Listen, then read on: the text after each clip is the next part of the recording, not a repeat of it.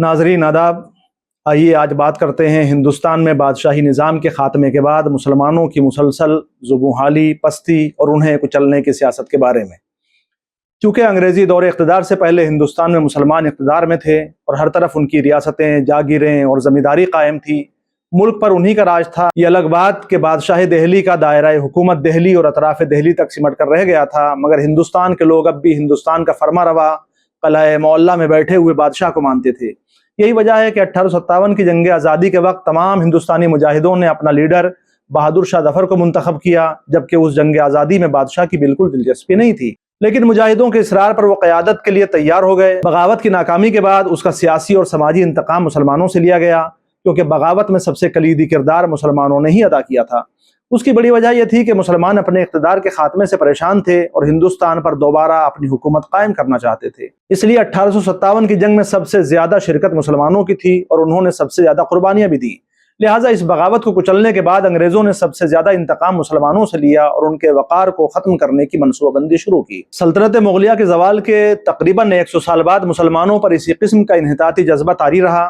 اس دوران وہ احساس محکومی کی آگ میں جھلستے رہے۔ یہ درست ہے کہ کبھی کبھار مسلمانوں میں انگریزوں کے خلاف بغاوت کی چنگاریاں بھی بھڑکیں، کیونکہ انہوں نے ہندوستان میں مسلمانوں کے اقتدار کو ہڑپ لیا تھا، لیکن ان وقتی شورشوں کی وجہ سے حالات بھی ابتر ہوتے گئے۔ بقول سلیمون، زیادہ تر مسلمان ٹھنڈی آنکھیں بھر بھر کر قدیم اسلامی دور حکومت کے واپسی کے خواب اس لیے نہیں دیکھتے تھے کہ انہیں آل تیمور سے کوئی غیر معمولی لگاؤ ہے، بلکہ اس لیے کہ اس طرح انہیں پھر سے اپنے منصب اور عہدے حاصل کرنے کا موقع ہاتھ آ جائے گا، کیونکہ اس ملک میں منصب کا حصول ہی سب کچھ ہے۔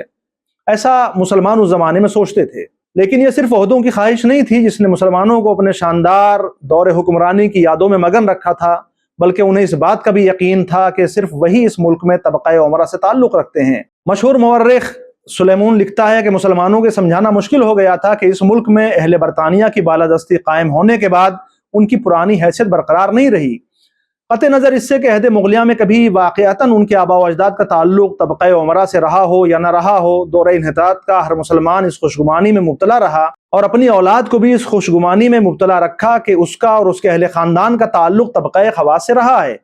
سلیمون نے اس رجحان کو ایک نہایت عام قسم کی معصومانہ خودبینی قرار دیا ہے۔ وہ آگے چل کر لکھتا ہے، ہمیں ہندوستان اور دیگر نوآبادیات میں ایسے انگریز مل جاتے ہیں جو بلند و بانگ قدامت پسندانہ خیالات اور جذبات کا اظہار محض یہ تاثر دلانے کے لیے کرتے رہتے ہیں کہ ان کے اہل خاندان طبقہ عمرہ سے متعلق ہیں یا تھے۔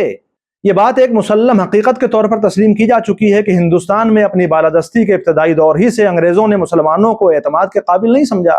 نئے حکمراں اپنے اقتدار کی ابتدائی ایام کی فطری امید شکستگی کے ہاتھوں مجبور ہو کر کبھی بجا لیکن اکثر بیجا طور پر خامخواہی مسلمانوں پر اس بارے میں شک کرنے لگتے تھے کہ کہیں وہ ایسٹ انڈیا کمپنی کے اقتدار کو کچل نہ دیں۔ ایسٹ انڈیا کمپنی کے کئی اعلیٰ ترین منتظمین نے مسلمانوں کو دولت برطانیہ کے مقبوضہ علاقوں کے لیے انتہائی خطرناک افراد قرار دیا تھا، اور بعض انگریز عہدیدار تو مسلمانوں سے ایک قسم کی کراہیت محسوس کرنے لگے تھے۔ رابرٹ کلائیو نے لارنس سیلیون کو 30 دسمبر 1758 کو جو خط لکھا تھا، اس میں وہ لکھتا ہے کہ یہ کوتاہ ذہن اور بدطینت مسلمان جذبہ احسان مندی سے بالکل عاری ہیں۔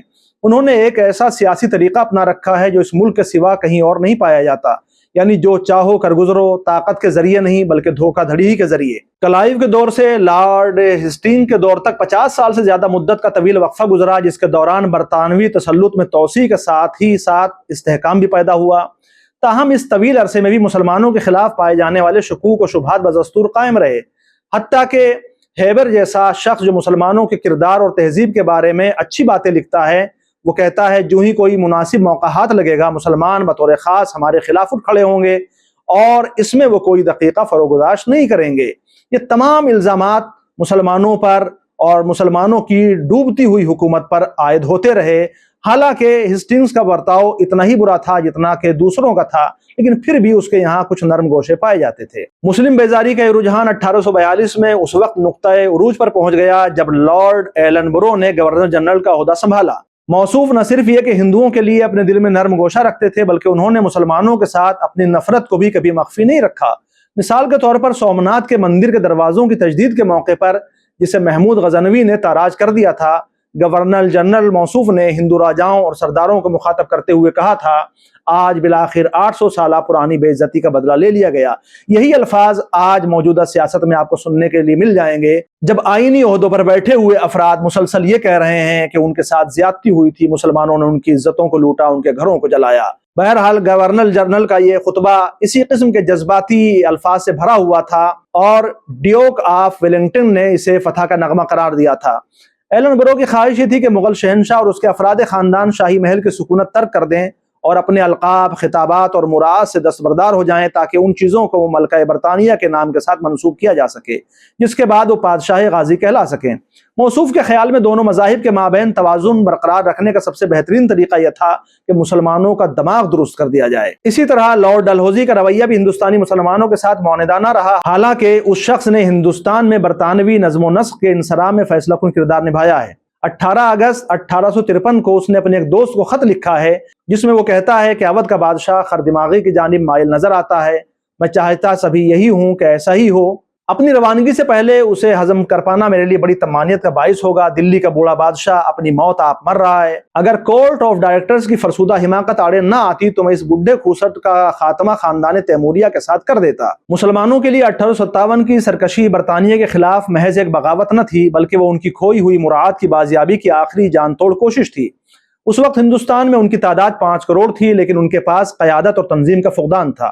ان میں سے بیشتر لوگ پلاش ہو چکے تھے، جبکہ ان کا شہنشاہ بہادر شاہ ظفر دہلی میں بے بسی کی زندگی گزار رہا تھا۔ انہیں صلیب سے نفرت تھی کیونکہ اس نے ہلال کی جگہ لے لی تھی، لیکن اس بغاوت میں مسلمانوں کا حصہ دوسروں کے مقابلے میں زیادہ نہیں تھا۔ شاید انہوں نے دوسری قوموں کے مقابلے میں زیادہ واضح طور پر اپنے جذبات کا اظہار کیا تھا، جبکہ مغل شہنشاہ کو ان نازک دنوں میں سرکشی کی علامت بنا لیا گیا تھا۔ انگریزوں نے زیادہ تر انہی پر شک کیا اور نتیجے میں انہیں سب سے زیادہ نقصانات برداشت کرنے پڑے۔ سر جارج کیمبل نے لندن کے اخبار دی ٹائمز کو ایک خط لکھا تھا جس میں اس بات کا اظہار کیا گیا تھا کہ سب سے واضح، مقبول اور شدید نظریہ یہ ہے کہ مسلمانوں نے بغاوت کی تھی، حالانکہ وہ خود جس نتیجے پر پہنچا وہ مسلمہ نظریے سے مختلف تھا۔ لیکن کیمبل کی آواز سدا بصہرا بن کر رہ گئی اور اس پر توجہ نہیں کی گئی۔ اسے شاید اس بات کا اندازہ نہ تھا کہ اس کے ہم وطن مسلمانوں کے خلاف کس قدر شدید نفرت رکھتے ہیں۔ بغاوت فروغ کیے جانے کے فوری بعد رسل نے لندن کے اخبار دی ٹائمز میں خط شائع کرایا تھا جس میں وہ لکھتا ہے، ہمیں شمع محمدی کے پروانوں کے ساتھ جو معاندت ہے، جو دشمنی ہے، وہ اس کے مقابلے میں زیادہ شدید ہے جو ہم شیو کے پرستاروں کے ساتھ رکھتے ہیں، جو وشنو کے ماننے والوں کے ساتھ رکھتے ہیں۔ اس سے اندازہ ہوتا ہے کہ انہیں ہندوؤں سے زیادہ مسلمانوں کے ساتھ دشمنی تھی۔ وہ کہتا ہے، مسلمان ہماری حکومت کے لیے زیادہ خطرناک ہیں۔ اگر ہم بیک جنبش محمد کی حدیثوں اور معبدوں کو صفحہ ہستی سے مٹانے میں کامیاب ہو جائیں تو یہ بات عیسائی مذہب اور برطانوی حکومت دونوں کے لیے فال نیک ثابت ہوگی۔ برطانوی عہدیداروں میں مسلمانوں کے خلاف یہ نفرت اس قدر شدت اختیار کر چکی تھی کہ بقول رسل کئی عہدیدار اس خیال کی پرزور حمایت کرنے لگے تھے کہ دہلی کی جامع مسجد کو منہدم کر دیا جائے تاکہ اہل ایمان پر یعنی مسلمانوں پر یہ بات واضح ہو جائے کہ ہندوستان میں ان کا وقار کس حد تک مجروح ہو چکا ہے۔ ایک ایسے گورنر جنرل نے جس کے لیے رسل نے روشن خیال کا لفظ استعمال کیا ہے، یہ تجویز پیش کر دی تھی کہ آگرے کے تاج محل کو منہدم کر دیا جائے اور سنگ مرمر کی سلوں کو فروخت کر دیا جائے۔ 1857 کے بعد چونکہ حالات مزید بدتر ہو گئے تھے اور اس کا سارا الزام مسلمانوں کے سر مڑھا گیا تھا، سب سے زیادہ ظلم بھی مسلمانوں پر ہوئے اور ان کو طرح طرح سے کچلنے کی کوشش کی گئی۔ اور پھر یہ دیکھا گیا تھا کہ 1857 میں جن مسلمانوں نے حصہ لیا، خاص طور پر جن علماء نے اس میں حصہ لیا تھا اور شرکت کی تھی، ان کا تعلق مدرسے سے تھا، لہٰذا مدرسوں کو بند کیا گیا اور مدرسوں کے نصاب میں تبدیلی کی گئی۔ 1857 کے بعد جو نصاب انگریزوں نے مدرسوں میں داخل کیا، یونیورسٹیوں میں پڑھایا جانے لگا، کالجوں میں پڑھایا جانے لگا، اس میں وہ رمق نہیں تھی کہ جس سے مسلمان آگے بڑھ سکتے، ان کے یہاں ڈاکٹر پیدا ہوتے، ان کے یہاں انجینئر پیدا ہوتے، بلکہ مدرسوں کے نصاب میں ایک طرح کا جمود تھا اور وہ نصاب باقاعدہ انگریزوں نے داخل کیا تھا، اس لیے کہ انگریزوں سے پہلے جو درس نظامی مسلمانوں میں رائج تھا اس میں بھی ایسی کوئی چیز نہیں تھی کہ جس میں مسلمان الگ الگ محکموں میں پہنچتے، مسلمان ترقی کرتے۔ ان کے یہاں کلیلہ و دمنہ کی کہانیاں آ گئیں، ان کے یہاں قصے کہانیوں نے سلیبس میں جگہ بنا لی، اور جو ان کے یہاں ہمیشہ ایک پہچان رہی تھی ان کے سلیبس کی، ان کے نصاب کی، وہ چیزیں ختم کر دی گئیں۔ اب نہ حکیم ابوالفتح گیلانی پیدا ہو رہے تھے، نہ ابو علی سینا پیدا ہو رہے تھے، اور نہ ایسا کوئی طبیب، نہ ایسا کوئی ڈاکٹر، نہ ایسا کوئی انجینئر تھا جو مسلمانوں کی شناخت بن سکتا تھا۔ غرض کے مسلمان 1857 سے 1947 تک انگریزوں کی منافرانہ پالیسیوں کا شکار رہے اور انہیں انگریز سرکار نے کبھی زیادہ ابھرنے کا موقع فراہم نہیں کیا۔ کیونکہ انہیں لگتا تھا کہ اگر مسلمانوں کو ابھرنے کا موقع دیا گیا تو یہ دوبارہ ہندوستان پر اپنی حکومت کا خواب دیکھنا شروع کر دیں گے۔ 1857 کے بعد مسلمانوں سے انگریزوں کی جو نفرت تھی اس کو کم کرنے میں سر سید احمد خان نے اہم کردار ادا کیا، جبکہ وہ بھی انہی کے نمائندے تھے، لیکن اس حقیقت سے انکار ممکن نہیں کہ سر سید احمد خان نے مسلمانوں کی فلاح و بہبودی اور تعلیمی ترقی کے لیے بڑا کارنامہ انجام دیا۔ اگر وہ بھی انگریزوں کے مخالف ہو جاتے تو شاید مسلمانوں کو مزید نقصان جھیلنا پڑتا۔ 1947 میں جب ہندوستان کو آزادی ملی تو اس آزادی میں ملک کے بلا تفریق تمام باشندوں کا کردار تھا۔ سب نے آزادی کے لیے قربانیاں دی تھیں، مگر پاکستان کے قیام نے مسلمانوں کی کمر توڑ دی اور ایک بڑی آبادی کو اقلیت میں بدل دیا گیا۔ قیام پاکستان کے بعد ہندوؤں کو یہ باور کرا دیا گیا کہ مسلمانوں کو پاکستان کی شکل میں انہیں ان کا حق دے دیا گیا ہے، لہٰذا اب انہیں ہندوستان میں رہنے کا کوئی حق نہیں۔ RSS نے گزشتہ 70 سالوں میں بیانیہ تیار کیا اور آج ملک کی بڑی اکثریتی آبادی یہ سمجھتی ہے کہ مسلمان ان کے حق پر ڈاکہ ڈال رہے ہیں، کیونکہ انہیں پاکستان کے قیام کے بعد ہندوستان میں نہیں رہنا چاہیے تھا۔ سیاسی جماعتوں نے بھی ہمیشہ مسلمانوں کا استحصال کیا اور انہیں ابھرنے کا موقع نہیں دیا۔ زمینداری کا خاتمہ بھی انہی ریاستوں سے کیا گیا جہاں مسلمانوں کا دبدبہ قائم تھا، ورنہ ہریانہ اور پنجاب میں آج بھی زمینداری موجود ہے، جبکہ اتر پردیش جیسی ریاست میں جہاں مسلمانوں کی بڑی زمینداریاں قائم تھی، کانگریس نے زمینداری کا خاتمہ کر کے انہیں زمیندوز کر دیا۔ آزادی کے بعد مسلمانوں کو مخلص قیادت نہیں ملی، جس کا خمیازہ آج تک مسلمان بھگت رہا ہے۔ قیادت کے نہ ہونے کی وجہ سے آج ان کی سیاسی اور سماجی اہمیت بھی ختم ہو گئی۔ جو قیادتیں اس وقت موجود ہیں ان کی اکثریت RSS کی سرگرم رکن ہے یا ان کی ذیلی تنظیموں جیسے مسلم راشٹریہ منچ میں شامل ہیں، اس لیے انہیں مسلمانوں کی فلاح اور ان کے مسائل سے کوئی دلچسپی نہیں۔ مختصر یہ کہ 1857 کے بعد سے مسلمان مسلسل زوال کا شکار رہا۔ 1947 کے بعد سیاسی جماعتوں نے اسے ابھرنے نہیں دیا۔ آج تو صورتحال یہ ہے کہ مسلمانوں کی کوئی سماجی اور سیاسی حیثیت نہیں رہ گئی۔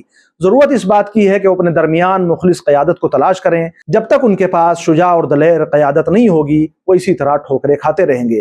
آج کے لیے اتنا ہی، باقی آئندہ۔ خدا حافظ۔